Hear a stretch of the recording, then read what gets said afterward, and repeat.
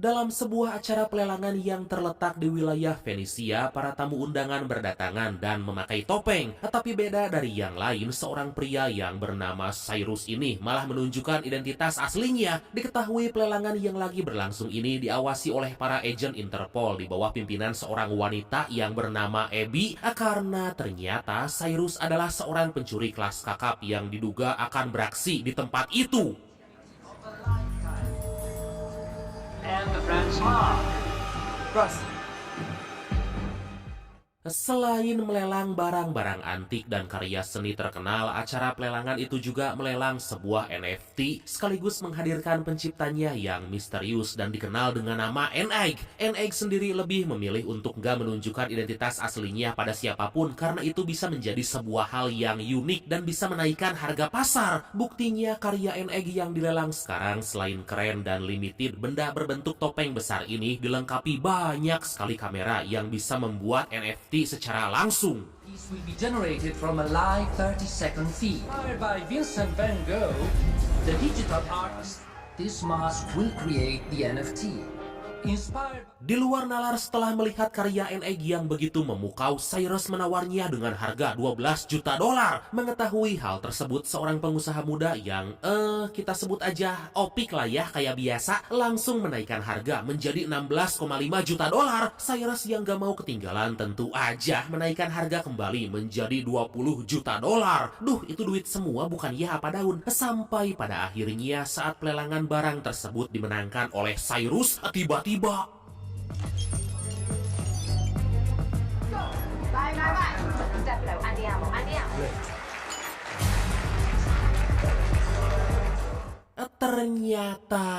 Ternyata semua adalah ulah Cyrus dan kelompoknya yang ingin mencuri beberapa barang antik di pelelangan. Kelompok Cyrus diketahui terdiri dari si Magnus, si pembobol berangkas, Camilla, cewek cantik yang sangat hebat dalam mengemudi apapun, Denton, seorang bapak-bapak yang ahli dalam penyamaran, Misun, cewek manis mencenut Amburahoy, blasteran Cina yang ahli dalam bidang peretasan alias hacker, dan yang terakhir Luke, seorang insinyur muda atau dengan kata lain si paling sagala bisalah. Dan setelah semua rencana mereka berjalan dengan mulus, Cyrus dan kelompoknya kabur dengan membawa N-Egg.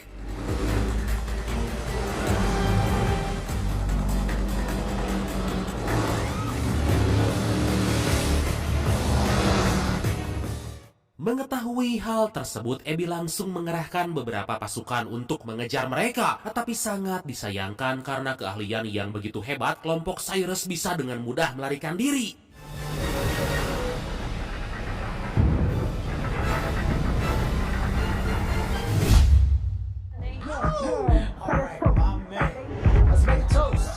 Setibanya di kapal pesiar, kita bisa melihat wajah asli N-Egg yang ternyata diperankan oleh Mamang Ned dalam film Spider-Man. Pada kesempatan itu, Cyrus menepati janjinya membeli karya NFT N-Egg senilai 20 juta dolar dan berpesta ajojing sampai pagi. Wow! Just wanna have a good night. Yeah, about to catch another fight.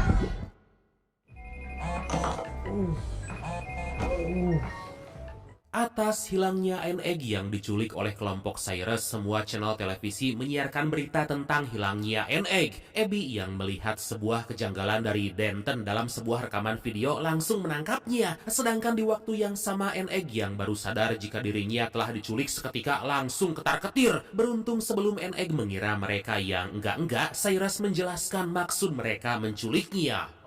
The whole world now thinks that you've been kidnapped. Last night, And it's being reported the artist's own acclaimed American artist N8 is missing this morning following an Cyrus menunjukkan gambar sebuah lukisan Mona Lisa yang awalnya hanya bernilai 25.000 dolar. Tetapi setelah berita pencurian lukisan itu tersebar ke seluruh dunia, lukisan Mona Lisa menjadi berharga hingga bernilai 860 juta dolar. Dan berkat Interpol dan sebuah iklan gratis yang menayangkan penculikan N-Egg, kini semua NFT karya N-Egg melonjak pesat di pasaran sampai di harga 89 juta dolar. Disinilah Cyrus mengatakan maksudnya, di mana dia meminta 40% dari laba hasil penjualan karya NFT N-Egg.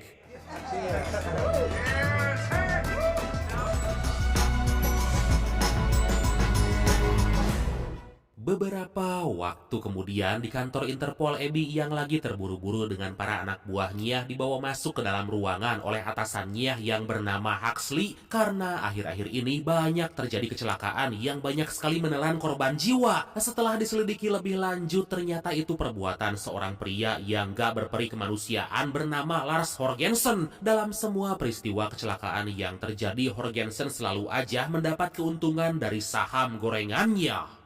Millions could die. And Jorgensen would make billions of it. Huxley berkata bahwa 3 hari yang lalu Horgensen berkomunikasi dengan para kelompok peretas Leviathan membicarakan serangan besar yang akan menimbulkan jutaan orang tewas. Huxley yang mengetahui bahwa Horgensen akan membayar kelompok Leviathan dengan emas nilai $500 juta, meminta Abby yang ternyata mantan kekasih Cyrus mengajak kelompok Cyrus bekerja sama dalam misi mereka selanjutnya. Oh,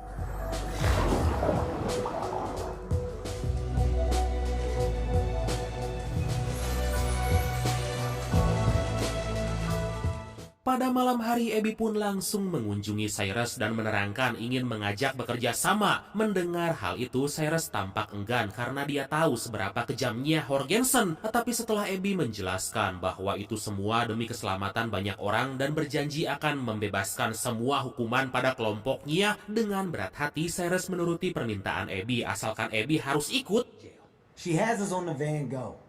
Plus, and not that this should sway. Dengan kehadiran Abby, semua anggota kelompok Cyrus menolak karena menganggap jika itu hanya sebuah jebakan. Tetapi setelah melihat kedatangan Denton yang ternyata benar dibebaskan oleh Abby, semua kelompok Cyrus pun sepakat dan mau mendengarkan rencana yang akan mereka lakukan. Okay. Abby menjelaskan bahwa Horgensen dalam 17 hari lagi akan memindahkan $500 juta berbentuk emas batangan dari Bank London ke kediamannya. Emas-emas itu akan dikemas dalam peti persegi dan diangkut ke pesawat penumpang bernama Sky Swissie. Rencana yang harus mereka buat adalah bagaimana caranya agar emas-emas itu bisa diambil atau dicuri. Walau dirasa mustahil, Cyrus meyakinkan semua kelompoknya agar menganggap bahwa ini hanya aksi pencurian biasa. Whole plane? It's kind of hard to take half a plane. With 250 people on board. Setelah dipikir dengan matang, Cyrus membutuhkan sebuah jet pribadi untuk mengangkut semua emas dan memindahkannya sebelum pesawat mendarat. Mengetahui kalau Opik punya sebuah jet pribadi yang cocok, mereka pun segera pergi mendatangi Opik. Especially with the glass roof. I don't know, my jet is priceless. It's a one-off concept model. Secara mengejutkan, Opik punya sebuah pesawat jet yang sangatlah begitu mewah dengan berbagai fitur yang lengkap. Pada kesempatan itu, Abby dan Cyrus pun menjelaskan maksudnya yang ingin meminjam jet pribadi Opik dalam beberapa hari ke depan dengan terpaksa karena nggak ingin ditangkap karena telah menjalankan beberapa bisnis ilegal. Opik pun akhirnya setuju. We gotta make that jet invisible to radar.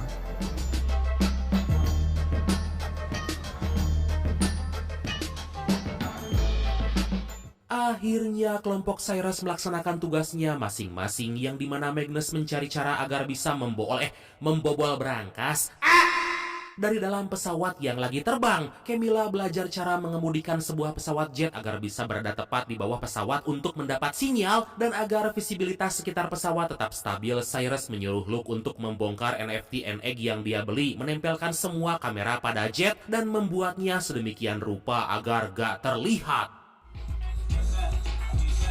I again caught. Find a way to get it close to an A380 to swap signals.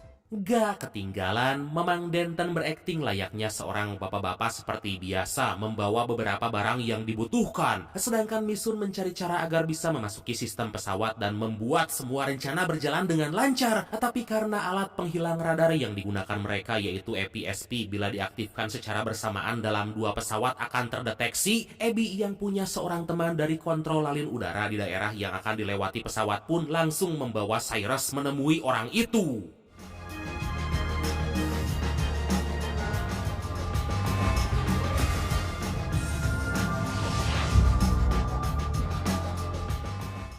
Di sebuah coffee shop mereka menemui kenalan Abby yang putanginah ngahanakeun alias ngeselin bernama Harry. Awalnya Harry menolak kerjasama dengan mereka karena gak peduli dengan masalah mereka berdua. Beruntung Cyrus yang tahu keinginan Harry berjanji akan memberikan $1 juta jika Harry mau bekerja sama. Atas hal itulah si tangkurak Harry ini pun bersedia untuk bekerja sama.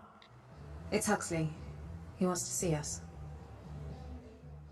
Setelah memastikan Harry mau bekerja sama, Cyrus dibawa oleh Abby ke hadapan Huxley dan secara gak diduga, pada kesempatan itu Huxley mengatakan kalau orang yang telah memberi mereka informasi yang bernama Arthur ditemukan tewas terdampar dalam keadaan tubuh yang telah dimutilasi.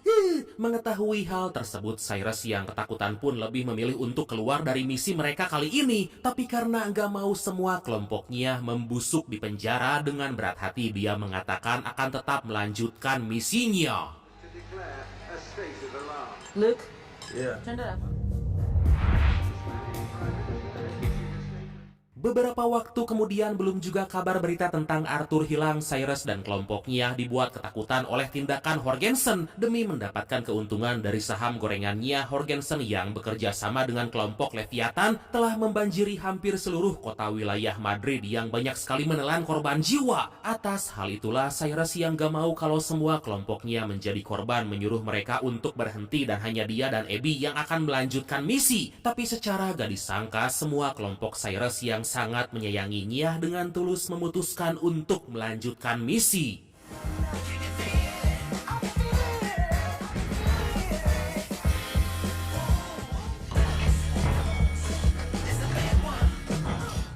Karena alat EPSP berbentuk seperti bom dan sangat sulit untuk dibawa ke dalam pesawat penumpang, mereka pun memisahkan bagian-bagian EPSP agar bisa dibawa masing-masing orang dan dirakit dalam pesawat nanti. That's good. You can handle the short, snowy runway on the outside.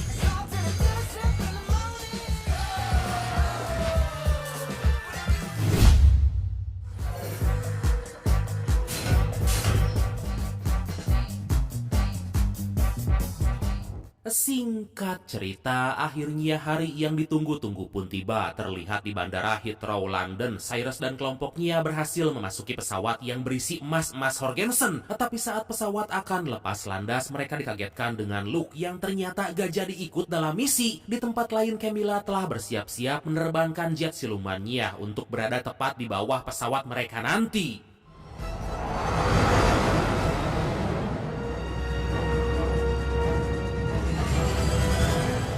Setelah dirasa udah saatnya, Harry pun beraksi, yang mana dia memperingatkan pilot tentang sebuah turbulensi yang akan terjadi di puncak pegunungan. Mengetahui hal itu, satu persatu kelompok Cyrus pergi ke toilet menyimpan bagian EPSP, hingga saat tiba giliran Abby untuk menyatukan semua perangkat itu dan menyimpannya. Karena sebuah guncangan yang diakibatkan sinyal antara kedua pesawat yang bertabrakan, Abby malah gak sengaja menjatuhkan alat tersebut.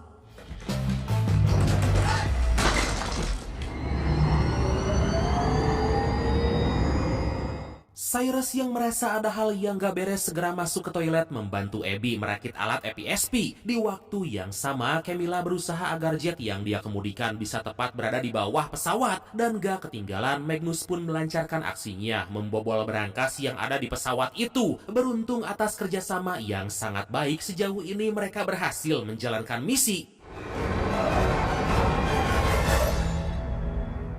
Gak lama kemudian, Harry menghubungi pilot pesawat dan mengalihkan pendaratan ke wilayah Charlie Delta Foxtrot beralasan ada banjir yang melanda di landasan udara Zurich. Mendengar hal itu, tanpa rasa curiga, sang pilot pun menyetujui perintah yang dikatakan Harry. Dan setelah semuanya beres, Harry menghubungi Camilla agar menurunkan sebuah drone untuk mengalihkan perhatian para pengawas menara kontrol lain.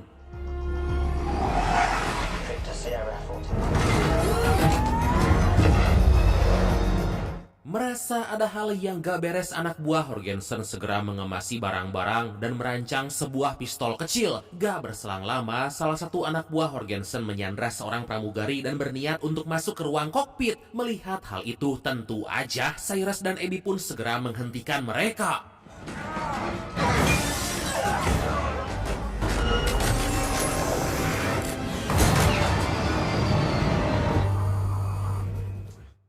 Perkelahian gak bisa terhindarkan lagi, walau hanya berdua, Cyrus dan Abby bisa membuat anak buah Jorgensen sedikit kesulitan. Di waktu yang sama, pesawat yang mereka tumpangi tiba-tiba mendapat sebuah masalah karena mendarat di atas hamparan es. Dan saat Cyrus dan Abby akan mengecek Magnus, tiba-tiba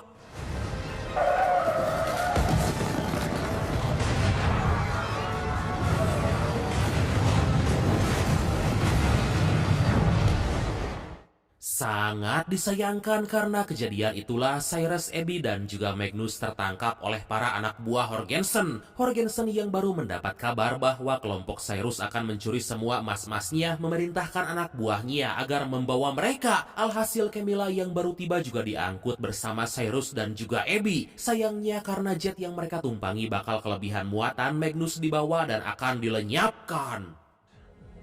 Dispose of him. I'm just not really a gun guy, so I get a little nervous. I mean, you could have your Second Amendment rights. Do you even have a second? Di tempat lain, Huxley yang mendapat kabar kalau Abby dan kelompok Cyrus telah tertangkap dan akan dibawa ke hadapan Jorgensen bersama semua emasnya, memerintahkan seorang anak buahnya untuk menghubungi NATO meminta bantuan mereka agar menghentikan jet yang ditumpangi Abby.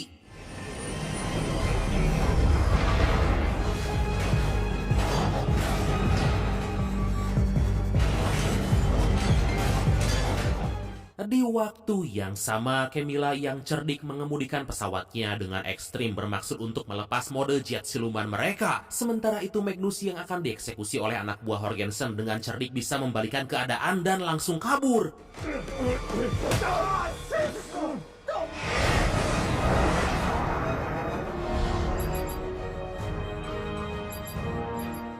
Akhirnya dua pesawat jet tempur dikerahkan pihak NATO untuk memastikan apakah benar dalam jet yang ditumpangi Cyrus adalah para teroris seperti yang dikatakan Huxley. Beruntung Harry yang juga mengetahui hal itu menghubungi pihak NATO bahwa dalam jet terdapat warga sipil yang disandra. Mendengar laporan bahwa NATO gak mau menembak jet yang ditumpangi Cyrus, si tangkurak Huxley tetap memerintahkan NATO agar segera menembak jet itu.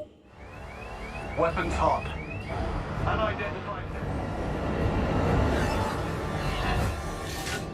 Beruntung sebelum rudal ditembakkan, Cyrus dan Abby menghajar beberapa anak buah Jorgensen dan memberi tulisan di bawah jet. Camilla yang paham dengan hal tersebut langsung menjungkir balikan jet mereka agar pihak NATO bisa melihat keadaan mereka saat ini. Alhasil setelah mengalami pertarungan yang sangat melelahkan dan mengalahkan semua anak buah Jorgensen, Cyrus, Abby, dan juga Camilla bisa mendarat tepat di halaman rumah Jorgensen.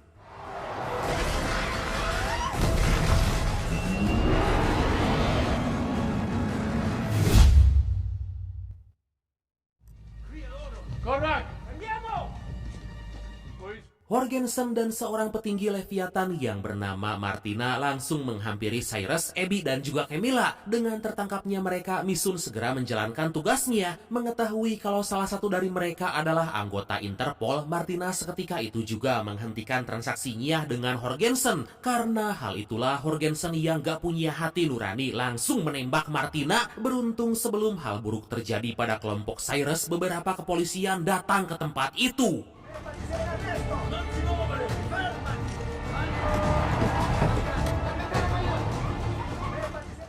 Karena para polisi belum percaya pada kelompok Cyrus, dari sebuah layar yang terletak di bawah pesawat, Misun menayangkan cuplikan Martina yang ditembak oleh Jorgensen. Gak berselang lama, Huxley dan para agen Interpol lain datang ke sana dan langsung menangkap Jorgensen. Mengetahui kalau Huxley berniat untuk melenyapkan mereka tadi, secara gak diduga, Abby seketika itu juga keluar dari Interpol dan memutuskan untuk bergabung dengan kelompok Cyrus. Wow!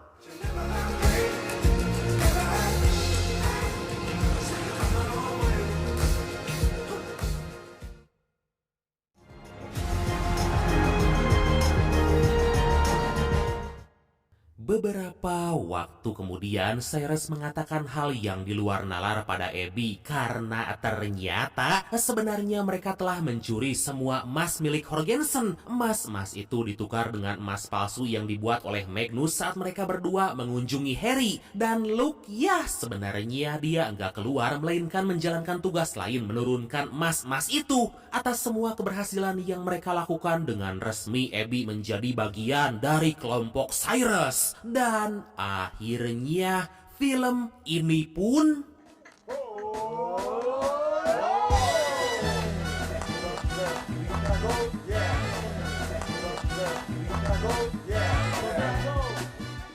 Tamat.